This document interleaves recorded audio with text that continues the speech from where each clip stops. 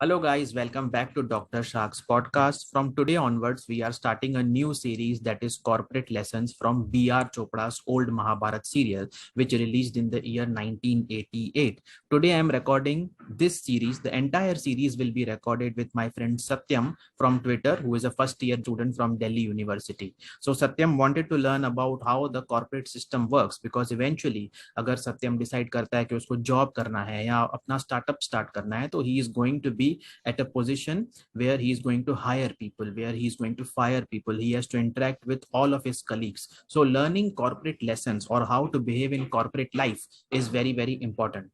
So let's start the podcast. Today is episode number 1. I will have to give disclaimer कि हम लोग महाभारत जो serial है B are Chopra का 88 में रिलीज हुआ था उसी के कुछ सीन्स को इंटरप्रेट कर रहे हैं. इंटरप्रिटेशन मींस ये हमारा पॉइंट ऑफ व्यू है, ना हम उस सीरियल को जज कर रहे हैं, ना हम उस सीरियल के सीन्स को किसी और महाभारत के साथ कंपेयर करेंगे, ना ही हम उस सीरियल के सीन्स को जो ओरिजिनल महाभारत स्क्रिप्चर्स में लिखी गई है या ग्रंथों में लिखी गई है उसके साथ कंपैरिजन कर रहे हैं. हम सिर्फ उस पर्टिकुलर सीन में से जो कॉर्पोरेट लेसन्स हम लोग सीख सकते हैं उसी को इंटरप्रिटेशन करेंगे. Satyam, welcome to the podcast. 89 episodes तक तुम्हें मेरा साथ देना है. अभी हम फर्स्ट एपिसोड जो तुमने कल देखा उसमें से तुम्हारा फर्स्ट फेवरेट सीन कौन सा था, मुझे बताओ. जब राजा भरत जीत के आते हैं, ठीक है, तो उन्होंने क्या करा कि पूरे इंडिया को जो हस्तिनापुर से जोड़ दिया. ठीक है, पूरे हस्तिनापुर को इंडिया में ले लिया, जिसके कारण से इंडिया पड़ा. देन उसके बाद में तो उसके मंत्री ने उन्हें बोला कि अब समय आ गया है राजन कि आप अपना युवराज घोषित कर दें. ठीक है, तो वो गए वहां पे फिर मुनि के पास में. तो उन्होंने बोला कि मैं बहुत चिंतित हूँ, मुझे अपना युवराज नहीं मिल रहा है. मेरे 9 पुत्र है, लेकिन मेरे 9 में से किसी भी पुत्र में मुझे ऐसी क्वालिटी नहीं दिखती है कि वो राजा बन सके इतने बड़े साम्राज्य का. तो उसके बाद में उन्होंने फिर फैसला लिया कि वो एक अभिमन्यु को गोद लेंगे और वो उनको युवराज घोषित करेंगे अपना, जो कि आज के टाइम पे ऐसा देखने को नहीं मिलता है. तो आज के टाइम पे हमें तो इसमें से हमको हाँ बोलो. उनका एक पॉइंट ये था कि अब राजा का बेटा राजा नहीं बनेगा, ठीक है, जो योग्य होगा वो राजा बनेगा. ओके, तो इसमें से कॉर्पोरेट लेसन हमको क्या सीखने मिलता है? इसमें से हम लोग एक पॉइंट के ऊपर फोकस करेंगे जिसको लोग बोलते हैं नेपोटिज्म. ठीक है, कि जो राजा का बेटा है वही राजा बनेगा. जैसे जैसे हम ये सीरीज में आगे बढ़ते जाएंगे तो हम देखेंगे धृतराष्ट्र जो है, भले ही दुर्योधन योग्य नहीं था, लेकिन वो फिर भी चाहता है कि मेरा बेटा ही राजा बने. अब इसको कॉर्पोरेट लाइफ से कैसे जोड़ सकते हैं?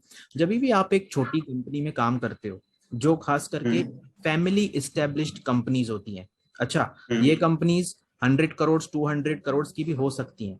ओके, 200 करोड़ की कंपनी छोटी नहीं होती है, वेल स्ट्रक्चर्ड कंपनी होती है. पर अगर वो कंपनी का जो ओनर है, यानी कि कंपनी का राजा, एंटरप्रेन्योर, सीईओ, चेयरमैन, ओके, वो कौन सी भी पोजीशन पे बैठा हुआ है, अगर वो ये डिसाइड करेगा कि इरिस्पेक्टिव ऑफ उसका बेटा या उसकी नेक्स्ट जनरेशन उसके लायक है या नहीं उस कंपनी को संभालने के, और अगर वो उसको दे देगा कि भाई ठीक है, नेक्स्ट चेयरमैन जो है या नेक्स्ट सीईओ जो है वो मेरा बेटा ही बनेगा, तो उस कंपनी का जो परफॉर्मेंस है वो डिक्लाइन पे जाएगा. डिक्लाइन. यस. अच्छा, इसको हम लोग और एक चीज से जोड़ सकते हैं जिसको हम लोग बोलते हैं सक्सेशन प्लानिंग. ओके, अक्सर प्राइवेट लिमिटेड कंपनीज जो फैमिली ओरिएंटेड कंपनीज होती हैं, जो किसी परिवार ने कंपनी को या उस पर्टिकुलर ऑर्गेनाइजेशन को बनाया होता है, उसमें ये अक्सर देखा गया है कि सडनली जो सीईओ के बच्चे होते हैं वो कोई कॉलेज से एमबीए करके तो आ जाते हैं, लेकिन उनको ग्राउंड लेवल पे ऑर्गेनाइजेशन को कैसे चलाना होता है ये जानकारी नहीं होती. उससे क्या होता है, जब वो आके डायरेक्टली मैनेजरियल पोजीशन पे बैठते हैं या एक डिपार्टमेंट का उनको एचओडी बनाया जाता है, तो फिर जो एम्प्लॉइज हैं उनके इंस्ट्रक्शन से या उनके एक्सपीरियंस से रिलेट नहीं कर पाते. ठीक है, बिकॉज धंधा तो फादर ने बनाया होता है, एकदम 0 से लेके 100 तक, और ये बच्चा जो है डायरेक्ट 100 पे एंट्री मारता है। ओके, अच्छा, क्या प्राइवेट लिमिटेड कंपनीज में या जो लिस्टेड कंपनीज हैं स्टॉक मार्केट पे, वहां पे भी ऐसा होता है? हाँ, वहां पे भी ऐसा होता है, लेकिन वहां पे बोर्ड ऑफ डायरेक्टर्स होते हैं, ठीक है, जो पब्लिकली लिस्टेड कंपनीज होती हैं। तो major chunk of the decision जो है वो बोर्ड की सहमति से लिए जाते हैं। ओके, यहाँ पे भी नेपोटिज्म, डेमोक्रेसी। हाँ, यहाँ पे भी नेपोटिज्म डेमोक्रेसी। एग्जिस्ट करता है, लेकिन वहां पे बोर्ड ऑफ डायरेक्टर्स होते हैं। तो हमेशा जो ऑर्गेनाइजेशन का ओनर है उसको एक राजा की तरह सोचना चाहिए, ठीक है, कि मेरे कंपनी के लिए जो डिसीजन अच्छी है मैं वो लूंगा। अगर उसने अपने गधे बेटे को या गधी बेटी को डायरेक्टली एक ऐसी पावरफुल पोजीशन पे रख दिया तो नुकसान किसका होगा पता है? वो फैमिली के पास तो पैसा होता ही है, कंपनी का नुकसान होगा, और जो एम्प्लॉयज उसमें काम करते हैं उसका नुकसान होगा। ओके, अच्छा, सेल्फिश तो हम सब हैं, हम सब चाहते हैं कि हमारे बच्चों को ही हमारा जो सब कुछ साम्राज्य है वो मिले। तो सक्सेशन प्लानिंग प्रॉपर कैसे करनी चाहिए, ठीक है, अगर आपको अपने बच्चे को बिजनेस में लाना है और उसी को देना है, उसी को राजा बनाना है नेक्स्ट, तो उसको एकदम लोअर लेवल से पहले स्टार्ट करो और उसको ट्रेन करो, ठीक है। लोअर लेवल मतलब एकदम पहले वो चपरासी का काम करना चाहिए, ठीक है, हाँ, उसके बाद देन उसको धीरे धीरे रिसेप्शनिस्ट बनाओ, फिर उसको एग्जीक्यूटिव बनाओ, फिर ऑफिसर बनाओ, फिर मैनेजर बनाओ, फिर एचओडी बनाओ, और फिर डायरेक्टली आप उसको सीईओ की तरफ, पोजीशन की तरफ लेके जाओ। ओके, तो this is my take that अगर तुम फ्यूचर में किसी कंपनी में जाते हो, ओके, जहाँ पे एक प्राइवेट लिमिटेड कंपनी है, जहाँ पे एंटरप्रेन्योर चाहता है कि उसी की नेक्स्ट जनरेशन सीईओ बने, ओके, तो तुम्हें इस बात का ख्याल रखना है कि while selecting the job you should be very very aware of the fact कि it is quite possible कि तुम उस कंपनी के सीईओ नहीं बन सकते हो, ठीक है। और अगर तुम लिस्टेड कंपनी में जाओगे या जो publicly listed on stock market companies है, वहां पे तुम एटलीस्ट मैनेजरियल पोजीशन तक, एचओडी के पोजीशन तक या सीईओ के पोजीशन तक भी पहुंच सकते हो, पर तुम क्या रहोगे वहां पे? ऑपरेटिंग सीईओ रहोगे। You will never be the owner of the company. Okay. Tomorrow, if you are joining, let's say, Reliance की कोई टेक कंपनी आती है फ्यूचर में, ठीक है, artificial intelligence based, okay, then you will be a operating CEO of the company.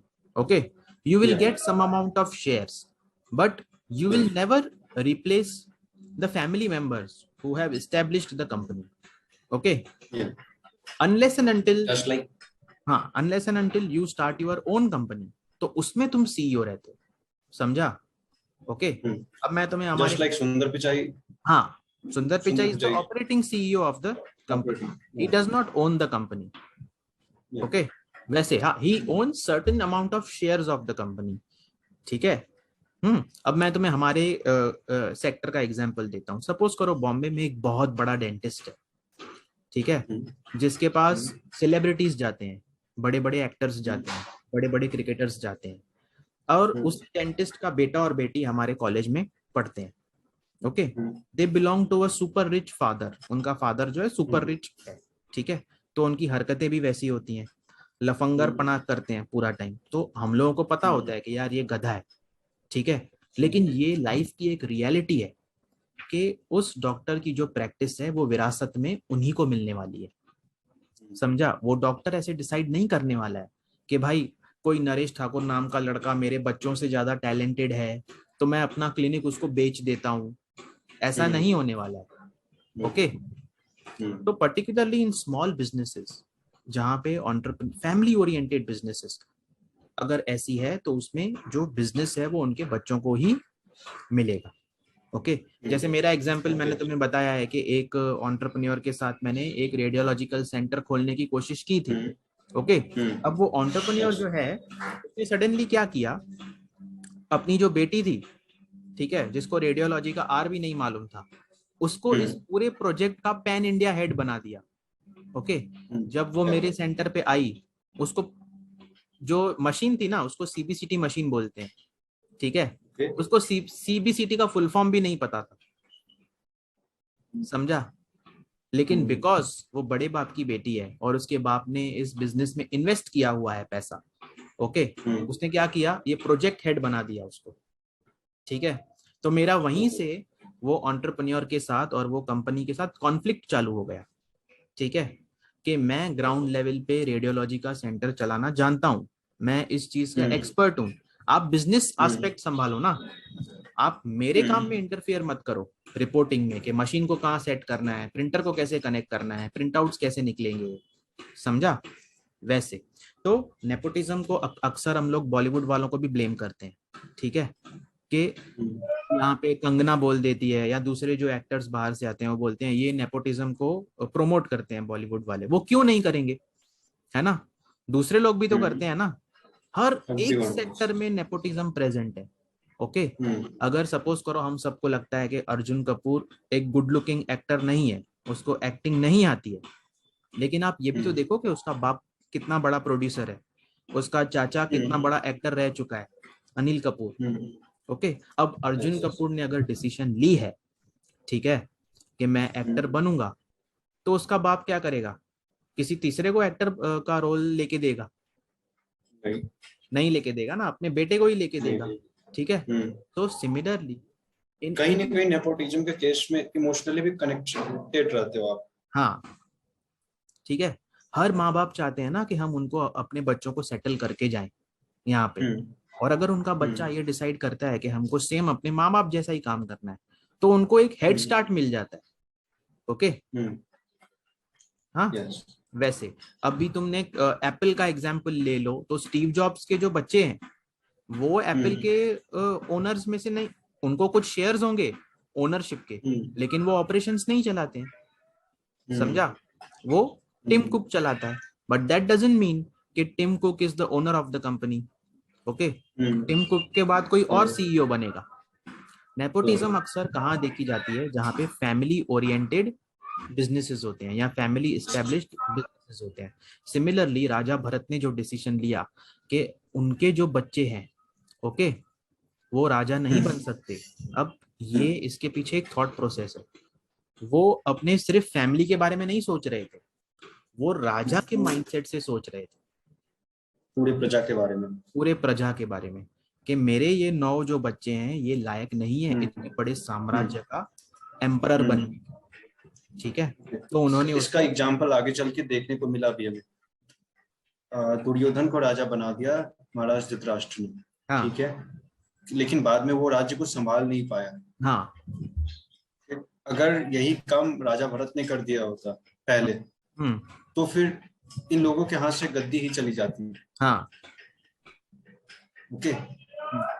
तो nepotism is present in each and every sector, okay, we have to deal with it, okay. अगर तुम first generation entrepreneur भी हो तो भी तुम्हें nepotism का सामना करना पड़ेगा, अगर तुम फर्स्ट जनरेशन एम्प्लॉय हो किसी कंपनी में तो भी तुम्हें नेक्स्ट नेपोटिज्म का सामना करना पड़ेगा, ठीक है। कई बार कुछ एम्प्लॉयज अपने मैनेजर के भी फेवरेट होते हैं, ओके, समझा। तो हो सकता है उनको प्रमोशन मिले, तुमको ना मिले, अगर तुम फेवरेट हो गए तो तुमको मिलेगा, उनको नहीं मिलेगा, okay. So you have to deal with it and you have to take it as a pinch of salt, समझा। तो आखिरी में कंक्लूजन ऐसा निकलता है कि नेपोटिज्म एक ट्रुथ है और आपको एक्सेप्ट करना ही पड़ेगा, आपको एक्सेप्ट करना ही पड़ेगा, ओके। आपको नेविगेट करना है उसके अराउंड, आपको अपने टैलेंट से अपने आप को एस्टेब्लिश करना है, ठीक है। अभी शाहरुख खान इतना बड़ा स्टार कैसे बना, है ना, वो तो कोई नेपोटिज्म का प्रोडक्ट नहीं है, ठीक है। अगर वो जब इंडस्ट्री में as a newcomer enter होता और आके ही सब जो एस्टेब्लिश्ड फैमिलीज हैं, जैसे कपूर हो गए, धर्मेंद्र की फैमिली हो गई, सलमान की फैमिली हो गई या फिरोज खान की फैमिली हो गई, अगर वो सबकी बुराई करना चालू कर देता तो इतना बड़ा स्टार बन पाता, नहीं बन पाता, नहीं बन पाता।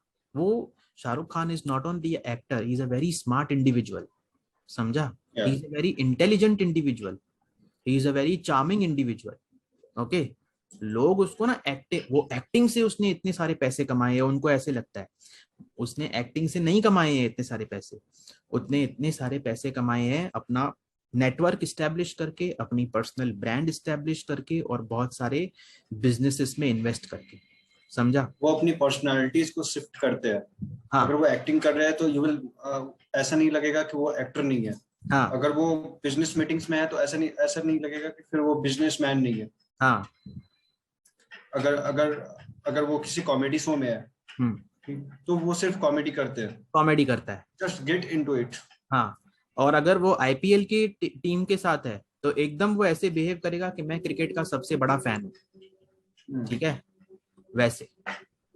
So this was our first episode in which we discussed one scene from Mahabharat in which Raja Bharat decides that none of his sons are worthy to become his successor and become king of this country called as Bharat. He decides that another individual has to take on the throne, and वहां से ये जो भरत वंशियों की जो आगे पूरे branches निकलना चालू हुए। मजा आया सत्यम पॉडकास्ट करके? हाँ, बहुत मजा आया, बहुत बहुत चीज मजा। सीखने को मिला। हाँ, तो नेक्स्ट एपिसोड में हम लोग एक और सीन की बात करेंगे जिसमें से हम लोग एक नया लेसन सीखेंगे। So guys, please like, subscribe and share our channel, and we are going to make 89 episodes in this new series, and we are going to upload as soon as possible. Okay, thank you so much, take care. Thank you, thank you, thank you doctor Sack for having me. Welcome.